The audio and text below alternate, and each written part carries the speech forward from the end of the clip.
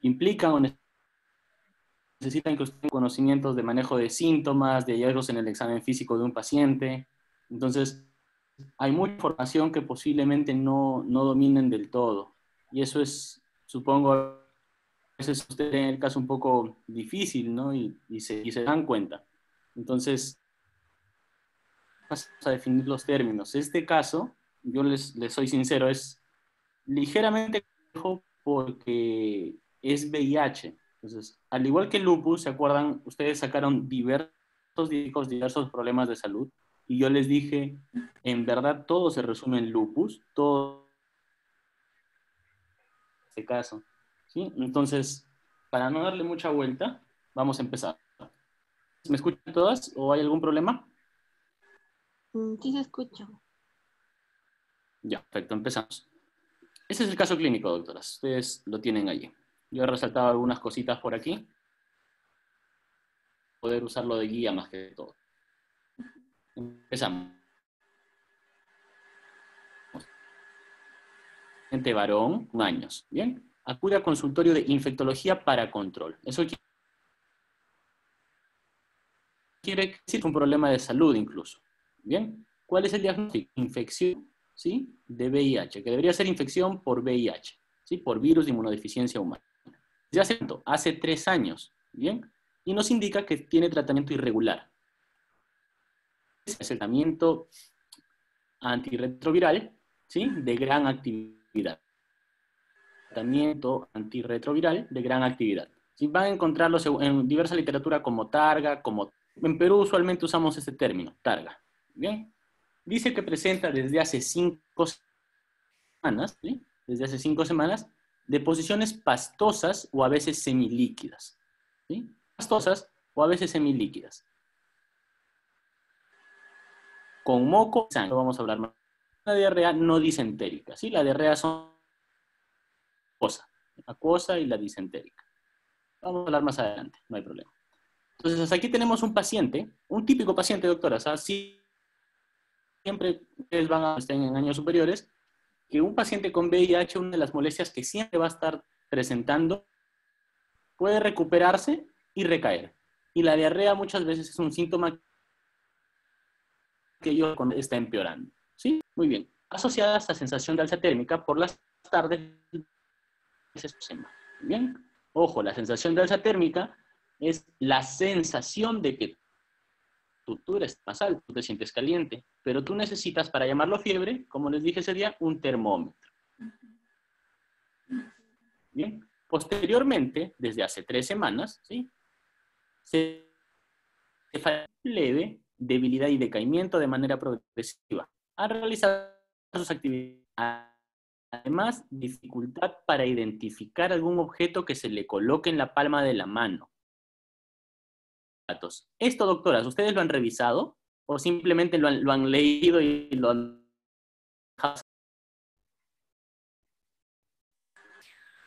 No, sí, hemos ido revisando. ¿Saben a qué estos síntomas del paciente? ¿Saben cómo se llaman en medicina o no han llegado a investigar eso? Le hemos puesto asterognosis y apraxia. La praxia. Perfecto, perfecto. Muy bien. La asterognosia y la praxia. Muy bien.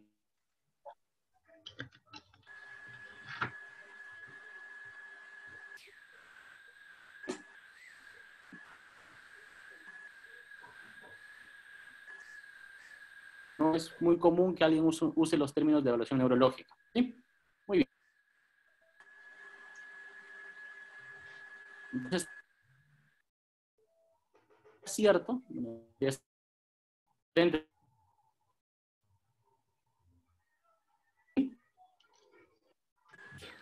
Profesor, no se le escucha muy No bien. se escucha muy bien. Son lesiones propias de la mucosa oral. Paciente, bien, tienes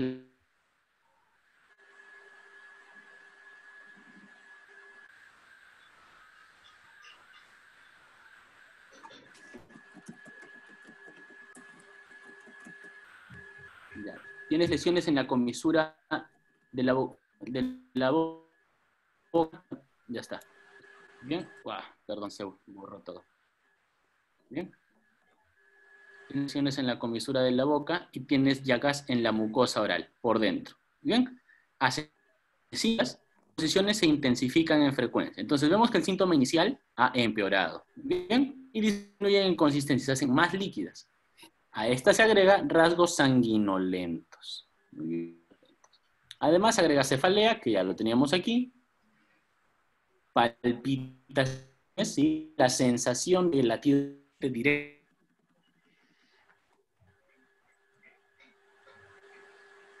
No se me escucha muy bien. ¿No se le ve la pantalla tampoco o sí le suena? No, no, no, tampoco.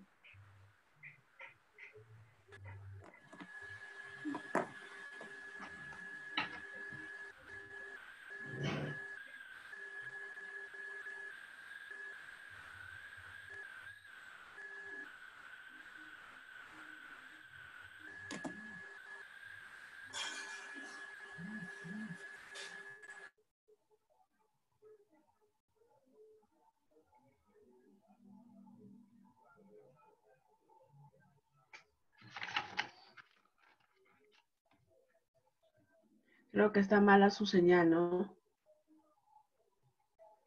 Hermano, está mala señal. ¿Sabes qué he puesto yo? Yo he puesto apraxia ideomotora. Es yo lo he clasificado como espacial, porque ¿Cómo es qué? al vestirse, hay espacial también. ¿Hay espacial? ¿Sí?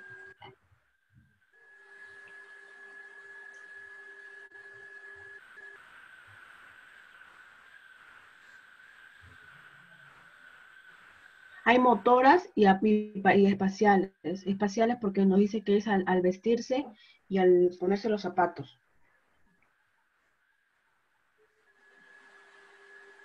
Le doy 2 minutos, profesor. Usted no tiene manita.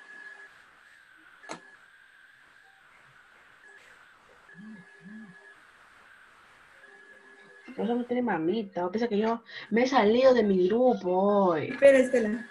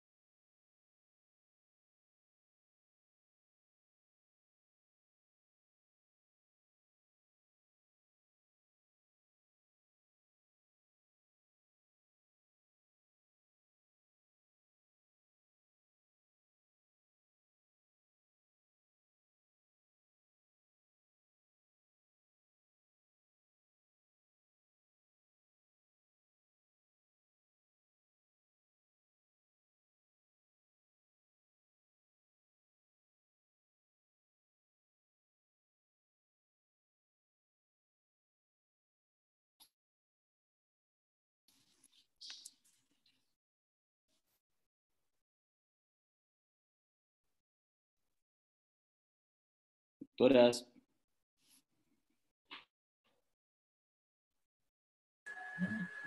Doctor. Ahora sí se escucha. ¿Sí? ¿Mejor? Sí. Sí, mejor. Perfecto. Entonces ya sé dónde voy a clases ahora. Muy bien. Continuamos. A ver.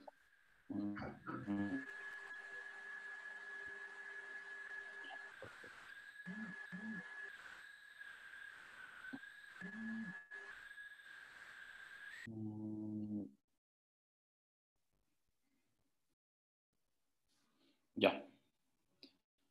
Muy bien. Entonces, como les dije, vamos a poner esto aquí. Tenemos un paciente, ¿sí?, que hace 2 días se pone rojo, siente prurito, pica en todo el cuerpo, y a medida que fue sintiéndose peor, ¿sí?, empezó a sentir como si se le cerrara el pecho, ojos y dificultad respiratoria. Lo más lógico que ¿a qué le suena esto? ¿Alguna vez han escuchado síntomas, doctoras?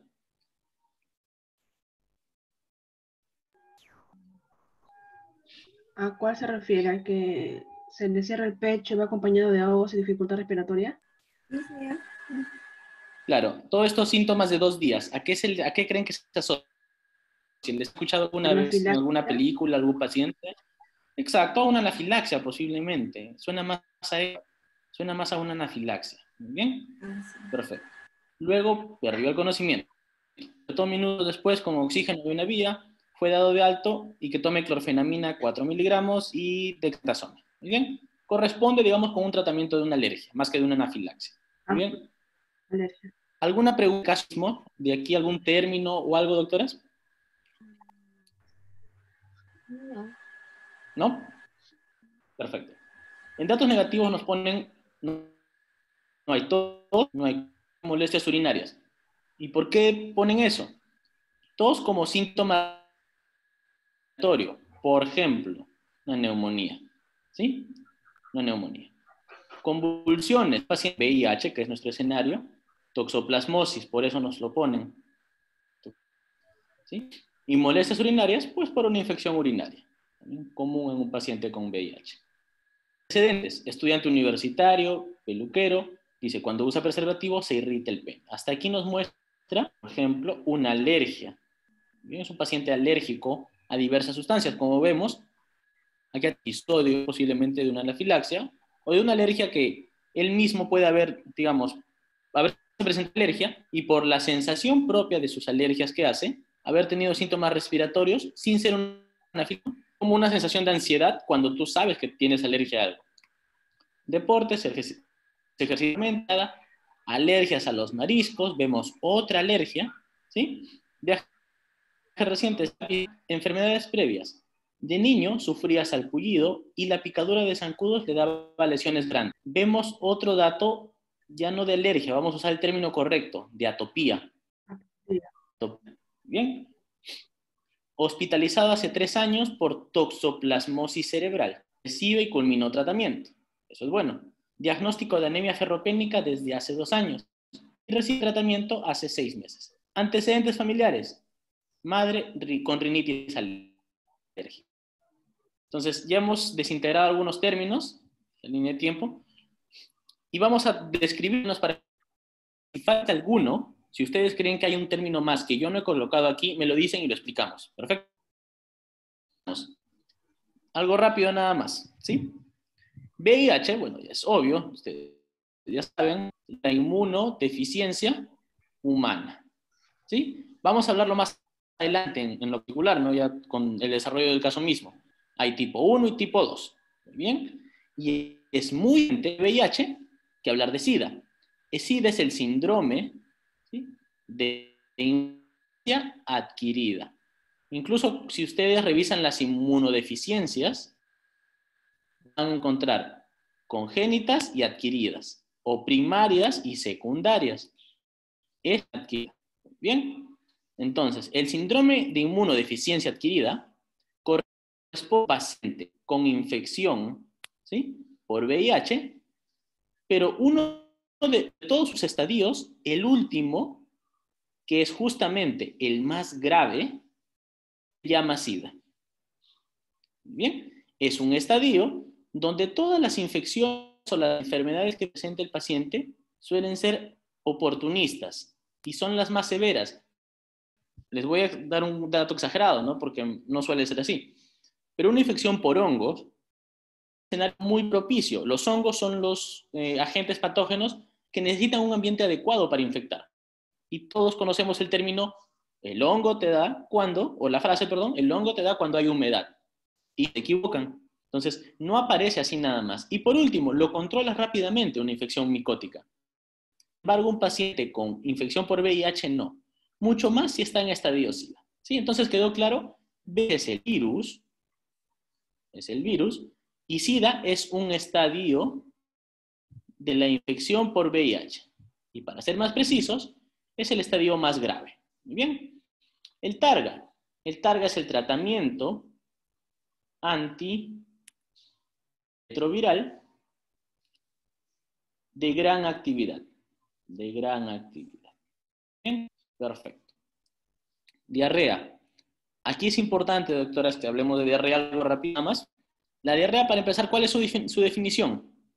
En teoría son 2 o 3 deposiciones líquidas, no semilíquidas, líquidas, ¿sí? 2 o 3 deposiciones líquidas al día. ¿Sí? Esa es la disposición más que todo en un paciente pediátrico. ¿Por qué? Porque la diarrea tú lo mides por 2 parámetros, por frecuencia, ¿sí? Y por consistencia. Por frecuencia, más de 2 o 3, y por consistencia líquidas. ¿Bien? Líquidas. Entonces, por ejemplo, en un paciente pediátrico, en un niño, un recién nacido, por ejemplo, ¿no? Digamos, bueno, un paciente, ¿cuántas veces creen que va un bebé o hace deposiciones un bebé? Si es que conocen, un recién nacido, un bebé de 6 meses, hace deposiciones gran cantidad al día, 4, 5, y no por eso es diarrea, ¿sí? En ellos vemos la consistencia. Pero en un adulto, ustedes y saquen su cuenta, ¿cuántas veces van a hacer deposiciones al baño? ¿Sí? Posiblemente dirán un día, 2, ¿sí? Pero en nosotros ya no vemos ese parámetro, ¿sí? Nosotros tenemos que ver ambos juntos, ¿sí? Mientras que en un niño solamente vemos consistencia, ¿bien? Entonces, 2 a 3 veces de deposiciones líquidas al día, muy bien. Pero la diarrea se divide en aguda, ¿sí? La semiaguda y la crónica. Depende de la literatura, porque según alguna literatura solamente es aguda y crónica. Punto de corte, 4 semanas. Menos de 2 semanas es aguda. De 2 a 4, subaguda. Más de 4, crónica. Muy bien. La diarrea aguda es la que todos conocemos y tal vez nos ha dado. Comes algo, te intoxicas, una intoxicación alimentaria, y te da tus episodios de diarrea. ¿Sí? Deposiciones líquidas. Entonces, muy bien. La diarrea aguda suele dividirse en acuosa, disentérica. ¿Sí? Y disentérica. Acuosa y disentérica. La acuosa es solo agüita, sin sangre. La disentérica es con sangre. Y el único escenario está. Por eso las mamitas no nos entienden cuando nosotros les decimos en las emergencias que por eso solamente hay que darle agüita que tome o suero casero. Pero ellas quieren antibiótico, ¿no? Entonces, dato de ahora, doctoras, no se da antibiótico a todas las diarreas, solo las disentéricas. Hay más criterios para dar antibióticos, no es el tema, pero para que aprendan. Disentéricas, que son con sangre, se da antibiótico. Bien. La subaguda es algo de la aguda, es decir, son, por decirlo así, diarreas que todavía no se han terminado de tratar bien, entendido hasta este periodo. ¿Bien? O como nos dicen a nosotros en pregrado, es porque todavía digamos, dando de recuperarse el tracto intestinal, ¿sí? Está recuperándose el tracto intestinal. ¿Para qué? Que ya debe hacer diarreas. ¿Muy bien? Sin embargo, si pasa de 4 semanas, es crónica. Y eso solo encontrar en pacientes inmunosuprimidos, ¿sí? Inmunosuprimidos, muy bien, o en pacientes con enfermedades autoinmunes, enfermedad de Crohn, por ejemplo, inmunes, o esa famosa intolerancia al gluten que tal vez han escuchado. Es intolerancia al gluten crónica, ¿bien? Entonces, en la enfermedad autoinmune ya les di el ejemplo. Y uno, VIH. ¿Qué más? Cáncer, ¿sí? Entonces, ustedes cada vez que tengan un paciente con enfermedad crónica, con diarrea crónica, piensen en esto. en VIH. Bien, SAT. Como les dije, SAT es diferente que fiebre. Diferente que fiebre. Y para que sea fiebre, 38 grados en adelante. ¿Sí? No le vamos a dar mucha vuelta a eso. Agnosia y apraxia. La pérdida, ¿sí?, de la capacidad, ¿para qué? Para realizar actividades motoras. ¿Sí? Actividades motoras. Ya sea aprendidas, o por órdenes. ¿Sí? O por órdenes. Tiene todo un mecanismo, lo vamos a ver más adelante. O por orden. Y ya para que sea un poco más simple, vamos a dibujarlo acá. Supongamos, te dan una orden, ¿no? Te dice, como dice el paciente, no puede vestirse o ponerse los zapatos. Le dan una orden verbal. Eso, obviamente, para hacerlo más simple, va a entrar pabellón auricular, interno, ¿sí? Pero va a ser interpretado en un área del cerebro, área de Wernicke. Área de Wernicke. ¿Sí? Área de Wernicke. Va a ser interpretada de Wernicke. Luego, eso de allí se va a dirigir hacia el área premotora. Te dicen, mueve un brazo, ¿no? Área premotora. ¿Bien? Y de allí al área motora. ¿Sí? Área motora. ¿Cuál es el área premotora? El área 6. Para que no olvide. Es frontal, ¿no? Zona frontal. ¿Bien? Entonces, la praxia significa que hay una lesión la cual nosotros no podemos hacer estas actividades. Pero hay una lesión netamente en corteza. Eso quiero que me entiendan. La lesión es en corteza cerebral. ¿Sí? Y esto tiene mucha importancia en por qué el paciente lo presenta. ¿Sí? Así que si les preguntan, cuando ustedes justifiquen su apraxia, tienen que decir que es una lesión, el daño está en la corteza cerebral. ¿Qué área? Área premotora. ¿Qué número es esa área? 6. Doctor, ¿y es importante saber los números de las áreas? Claro. Dale una revisada a tus libros de neuro, ¿sí? O Google, áreas de la corteza cerebral. Te va a salir el área visual, ¿sí? El área auditiva, ¿sí? De los movimientos es el área premotora, área 6. ¿Muy bien? Perfecto. Entonces, tienes que entender esto. En corteza, en el área premotora, área 6. Muy bien. La agnosia, en este caso la agnosia es la capacidad, la incapacidad de, en este caso, de interpretar lo que percibimos. De interpretar lo que percibimos. Interpretar lo que percibimos. Doctor, pero ahí hay estereognosia, claro. Pero hay diversas cosas que no podemos llegar a percibir. Bien, tenemos percepción alterada en varios sentidos, tanto en el táctil ligero, en el táctil simple, en la presión, ¿sí? En la temperatura, en el dolor. Y en este caso, ustedes mismos lo han buscado, y eso me parece muy genial, estereognosia. Y si han tenido la oportunidad de revisar por qué se da, ¿sí? Van a ver que tiene algo muy curioso. ¿Sí? Lo vamos a hacer más adelante también. Aquí la idea es los términos. La estereognosia significa que yo al paciente le hago estirar la mano, 4, 5 dedos, y le pongo el lapicero. ¿Bien? Ahorita mismo, tú simplemente cierra los ojos y coge lo que tengas al alcance. A tú lo hayas visto, ¿no? Lo lógico es que tu cerebro tiene que haberlo conocido antes. Si te ponen en la mano, pues, no sé si has tenido la oportunidad de ver un laringoscopio. Si tú no lo conoces, no vas a reconocerlo, eso es obvio. Pero asumamos que le estamos poniendo al paciente un objeto conocido, un lapicero.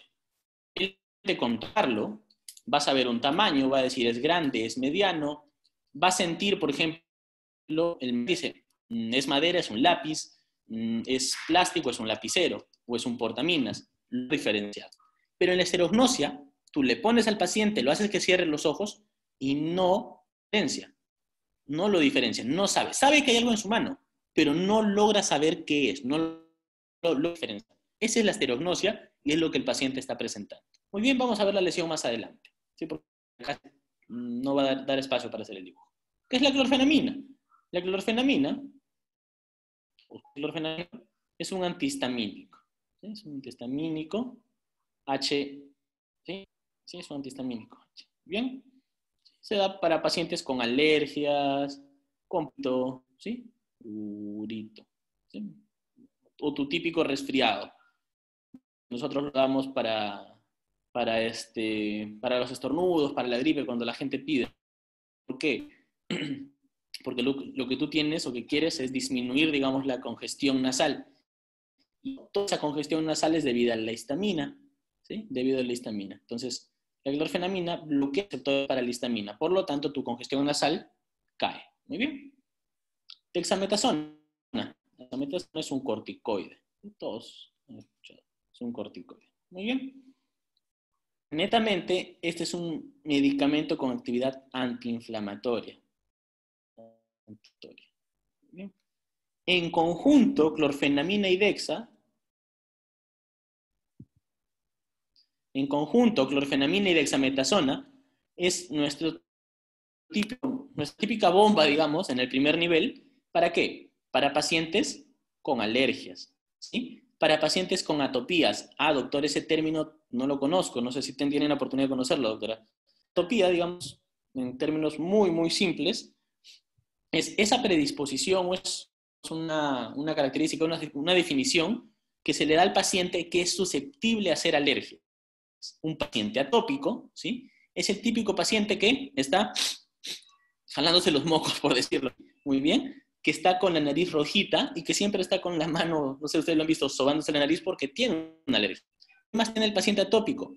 Tiene unos pliegues, ¿sí? Debajo de los ojitos, nos indican, ¿sí? Es el signo de Denning-Morgan, que nos indica que el paciente atópico son características típicas, debajo de los ojitos, así como, ¿sí?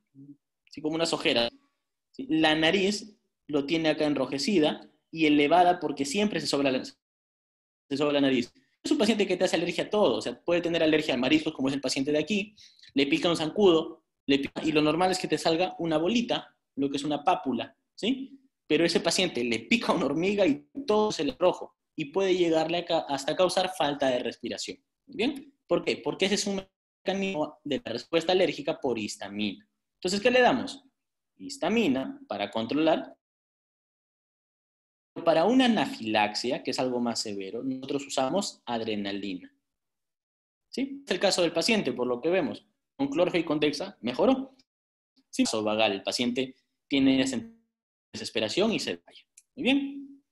Toxoplasmosis cerebral. Esto se debe a Toxoplasma gondii. Toxoplasma gondii. La literatura te va a decir así: es un parásito, tornillito, que entra al organismo. Pero ¿qué pasa cuando llega a nivel cerebral? ¿Sí? Tiene varios estadios. Uno de ellos es quedarse en el cerebro. Ahora, como les dije, o sea, el cerebro no tiene capacidad para expandirse, ¿sí? Para expandirse más de lo que le permite. El cráneo es un hueso, no se va a estirar. Entonces, imagínate que dentro de tu cráneo, o sea, junto a tu cerebro, está comprimiendo, ¿verdad? Hace un efecto de masa, ¿sí? Efecto de masa. Entonces, la toxoplasmosis cerebral es la infección por el parásito Toxoplasma gondii a nivel del parénquima que genera un efecto de masa. ¿Y eso cómo se evidencia en el paciente? Con convulsiones. Por eso es que te paciente sin convulsiones, porque el paciente con toxoplasmosis cerebral suele hacer convulsiones. Un 30-40%, tampoco es que todos. Anemia ferropénica, diversos tipos de anemia. La anemia, hemoglobina disminuida, menos de 12, menos de 13. ¿Sí? Muy bien. Wow, menos de 13. Y ferropénica, porque hay tantas causas, que en este caso es porque hay fierro disminuido. ¿Bien? Fierro disminuido. Y ahora, por fierro disminuido puede ser por varias cosas. Porque ha disminuido la ingesta o por la absorción. ¿Sí? Porque ha disminuido la absorción. El paciente puede estar presentando ambas, en verdad. Simplemente nos dirijamos por este lado, pero puede ser ambas. ¿Bien? Entonces acuérdense de esto. Rinitis alérgica. ¿Sí? La rinitis alérgica, ya lo hemos explicado acá, es una característica del paciente. ¿Cuál es la característica más propia de la rinitis alérgica? La congestión nasal. ¿Sí? Ese paciente que está con la congestión nasal. Muy bien. Quedaron